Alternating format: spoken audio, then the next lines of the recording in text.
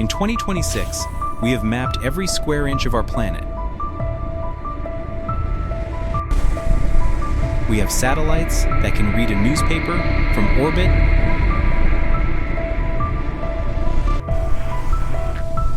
and GPS systems that guide us to within centimeters of our destination.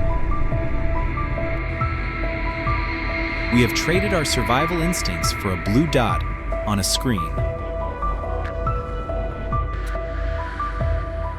But what happens when the dot lies?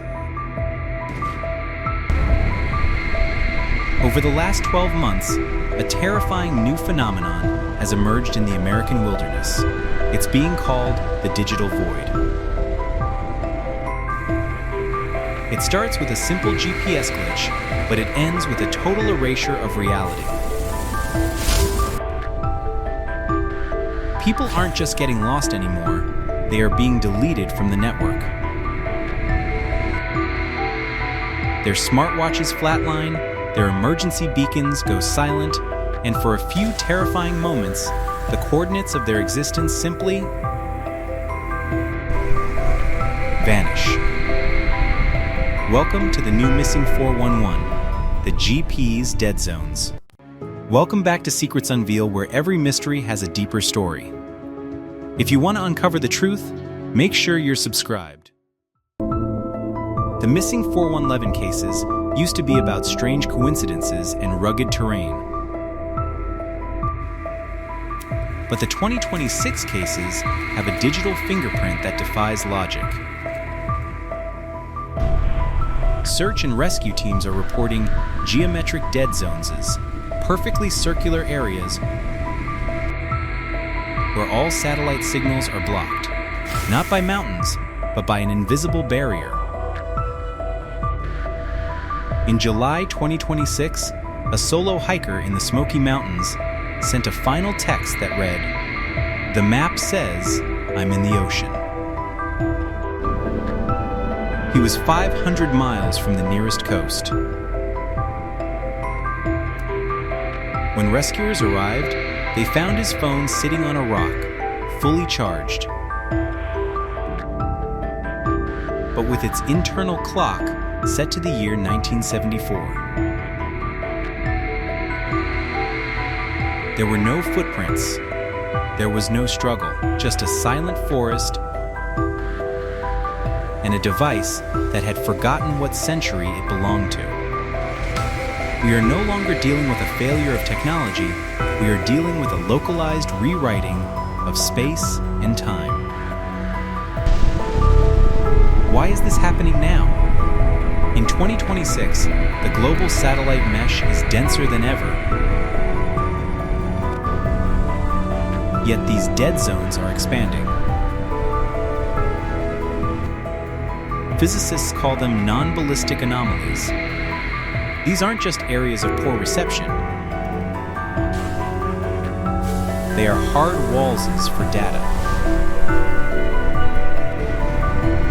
If you fly a drone into a dead zone, it doesn't just crash, it loses its identity. The serial number becomes unreadable, and the flight logs are wiped clean. It's as if the zone has a mechanical curiosity. It wants to know how our tech works, so it strips it down to the hardware.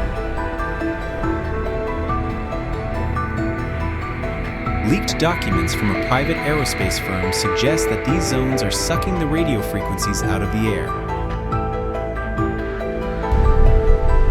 They aren't blocking the signal, they are consuming it.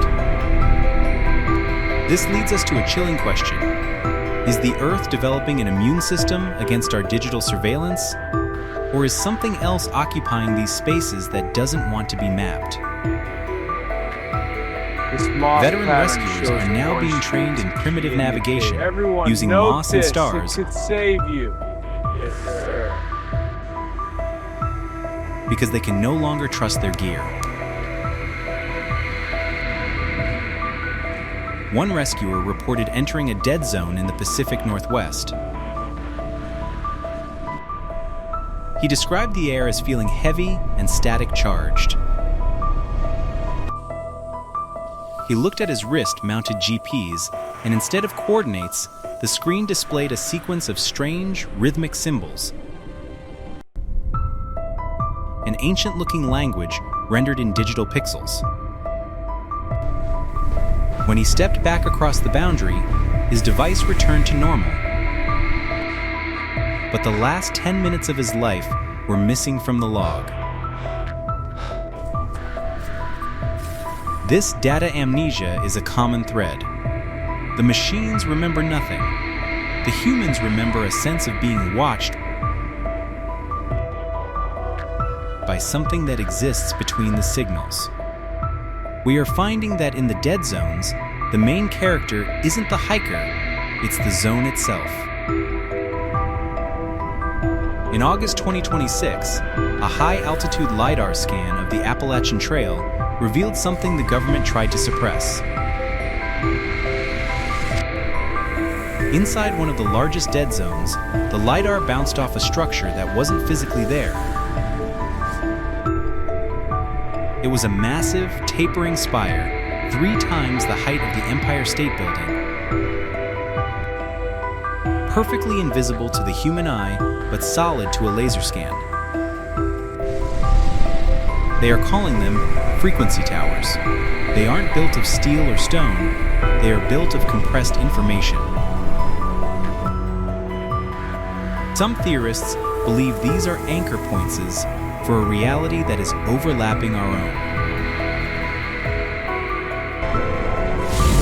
As we push our 5G and 6G networks into the wild, we are colliding with an ancient, invisible architecture. The dead zones are the crash sites of 2 worlds meeting. And the people who vanish, they might just be the collateral damage of a cosmic hardware conflict. They aren't just hiding, they are unmapping us. When you plot the 2026 disappearances, the randomness vanishes. The dead zones form a perfect hexagonal grid across North America. This isn't a natural occurrence, it is a system. Each point on the grid represents a place where the GPS doesn't just fail, it reverts. Hikers who have made it back from the edge describe seeing ghost landscapes. Forests that look like the Earth did 10,000 years ago, superimposed over the modern world. They see the follower lights, small mechanical orbs that hover over their technology, scanning their phones as if they are ancient artifacts. We are looking for life in outer space, but it seems that a different kind of life is already here. Reclaiming the dark spots on our maps. They are turning the wilderness back into a place where man is not invited. The warning is clear. Our total reliance on a digital god eye has left us blind to the world as it truly is. We have forgotten how to read the wind and how to survive without a breadcrumb to lead us home.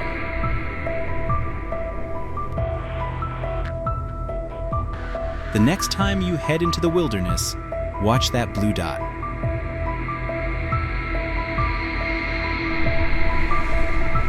If it begins to lag, or if the time on your screen begins to drift, stop. Turn back. The sky you are above is entering clear, a place where yet the the signal satellites is cannot dead. save you. A place where time has stopped and the rules of the machine no longer apply. The dead zones are a reminder that the Earth still has secrets, and it is finally tired of being watched. We aren't just losing our signal, we are losing our place in the world. Stay vigilant, stay analog. Because in the dead zones of 2026, The only thing more dangerous than being lost is being found by the wrong thing. A distorted digital dial-up tone snapping into a natural forest bird call.